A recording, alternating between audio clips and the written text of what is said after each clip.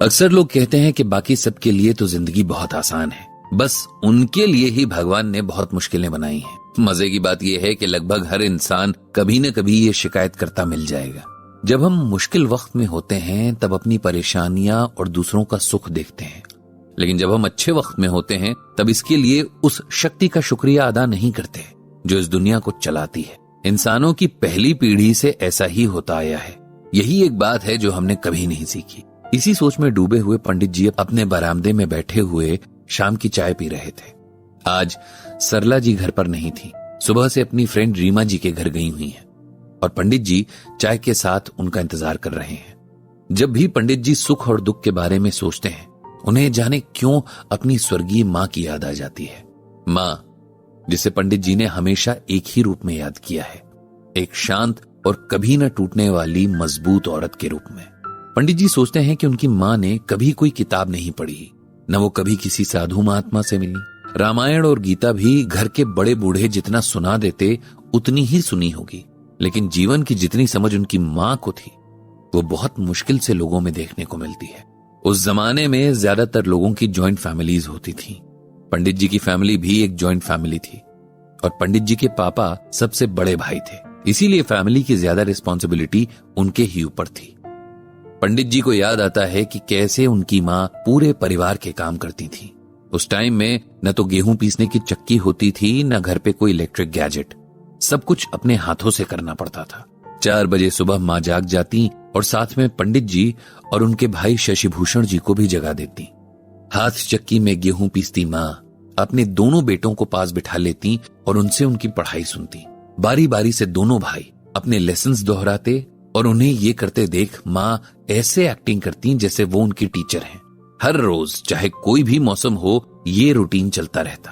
पंडित जी ने कभी भी अपनी माँ को शिकायत करते नहीं सुना कि जब सब लोग सो रहे हैं तब वो अकेली क्यों मेहनत कर रही हैं। कभी कभी शशिभूषण इस बात को उठाते, लेकिन माँ उन्हें चुप करा देती। उनका अपने लिए कभी कोई सपना नहीं था। शायद किसी ने उनसे पूछने की जरूरत ही महसूस नहीं की कि वे अपने लिए क्या चाहती हैं। कभी कभी पंडित जी को लगता था कि जिस इंटरेस्ट के साथ उनकी माँ उनकी पढ़ाई लिखाई के बारे में सवाल करती थी, उससे लगता था जैसे वो हमेशा टीचर बनना चाहती थी। कभी कभी प्यार से दोनों भाई अपनी माँ से पूछ भी लेते कि क्या वो टीचर बनना चाहती थी। इस पर माँ हंस पड़ती और कहती कि मैं तुम दोनों की माँ हूं और माँ से बड़ा टीचर कौन हो सकता है। माँ सबके नखरे उठाती, कौन क्या खाएगा, क्या पहनेगा, इन सब की जिम्मेदारी भी माँ के ही सिर पर होती।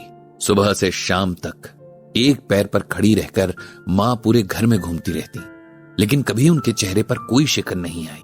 घर में कई मुश्किलें आई, लेकिन माँ हमेशा चट्टान की तरह पिताजी के पीछे खड़ी रहती। जाने कितने सुख दुख उन दोनों ने एक दूसरे के सहारे काट दिए। कितने शादी ब्याह और नामकरण माँ ने कभी अपनी ज्वेलरी बेचकर तो कभी अपना मन मारकर बचाए पैसों से निपटा दी।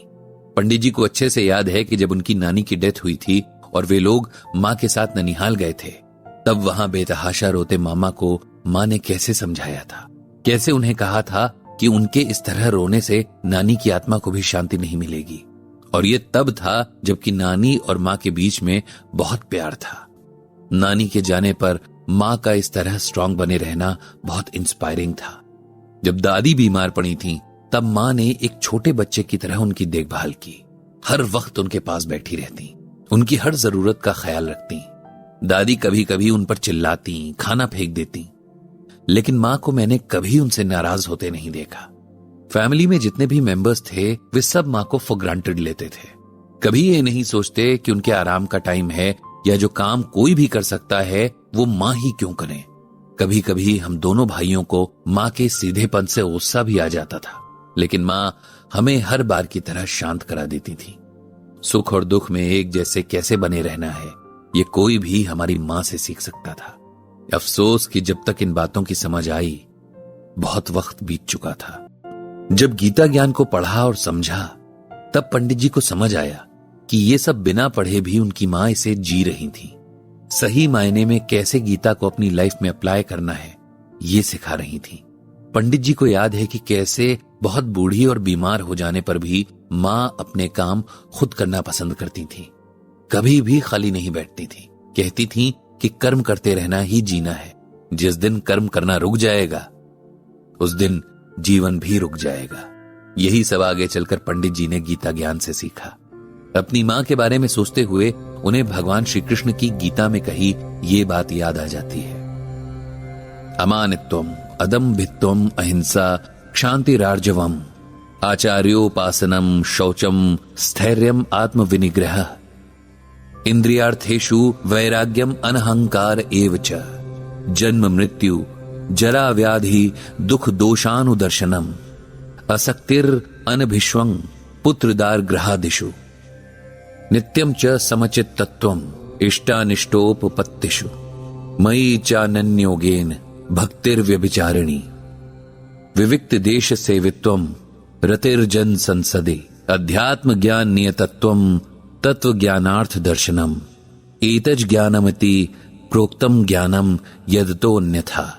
इन श्लोकों में भगवान श्री कृष्ण अर्जुन को ज्ञानी और अज्ञानी के बारे में बता रहे हैं। भगवान कहते हैं कि हे अर्जुन, जिस भी ज्ञान में नम्रता यानी हम्बलनेस होती है, किसी किस्म का दिखावा नहीं होता है, मन, वादे और कर्म से जो किसी को दुखी नहीं करता है, जिसके अंदर क्षमा, सादगी, गुरु की सेवा, मन और शरीर की शुद्धता, दृढ़ता और आत्म संयम यानी सेल्फ कंट्रोल होता है, इंद्रिय विषयों के प्रति उदासीनता, अहंकार रहित होना, जन्म, रोग, बुढ़ापा और मृत्यु की बुराइयों पर ध्यान देना, अनासक्ति, स्त्री, पुरुष, बच्चों और घर संपत्ति आदि वस्तुओं के प्रति ममता रहित होना, जीवन में ऐसी घटनाएं जो हमें अच्छी लगती हैं या बासी घटनाएं जो अच्छी नहीं लगती, ऐसी घटनाओं के प्रति संभाव, मेरे प्रति अनन्य और अविरल भक्ति, एकांत स्थानों पर रहने की इच्छा, लौकिक समुदाय के प्रति विमुखता, आध्यात्मिक ज्ञान में स्थिरता और परम सत्य की तात्विक खोज, ये सब गुण मौजूद हों, इन सब को मैं ज्ञानी घोषित करता हूं।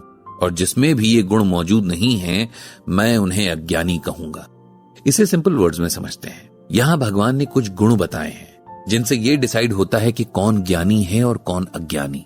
हम ये सोचते हैं कि जिसके पास जितनी डिग्री होगी वो उतना ही बड़ा ज्ञानी होगा, लेकिन ऐसा नहीं है। भगवान ने ज्ञानी इंसान के जो गुण बताए हैं वो किताबी नॉलेज के बेस पर नहीं बल्कि किसी के कैरेक्टर के बेस पर बताए हैं। भगवान कहते हैं कि हम्बलनेस यानी दूसरों को रिस्पेक्ट देना, दूसरों को कम से कम जानबूझकर दुख देना, दूसरों को माफ करने की ताकत, सिंप्लिसिटी और सेल्फ कंट्रोल होना, जिस व्यक्ति में होता है वही व्यक्ति ज्ञानी होता है, जो अपनी सेंसेस को अपने कंट्रोल में रख सकता है, जिसे किसी इंसान या चीज का मोह नहीं होता, हर तरह की सिचुएशंस में एक जैसा रहने की समझ, मेरे प्रति अनकंडीशनल भक्ति, ये नहीं कि कुछ अच्छा हो जाए तो भगवान की जय और कुछ बुरा हो जाए तो मुझसे यकीन ही उठ जाए। जिसको मेरे पास आने की इच्छा हो, ऐसे इंसान को मैं ज्ञानी कहूंगा, और जिसमें ये गुण नहीं है वो मेरे लिए अज्ञानी है। इस तरह से जब पंडित जी देखते हैं तो उन्हें अपनी मां ज्ञानी ही लगती हैं, जिन्होंने बिना कुछ पढ़े या समझे भगवान की बात को न सिर्फ समझ लिया था बल्कि अपने जीवन में भी उतार लिया था। पंडित जी ये सब सोच ही रहे थे कि सरला जी आ गईं। पंडित जी ने उनसे रीमा जी के हालचाल पूछे और फिर वे दोनों अंदर चले गए। पंडित जी ने मन ही मन भगवान श्री कृष्ण से अपनी मां की आत्मा को उनके चरणों में जगह देने की प्रार्थना की।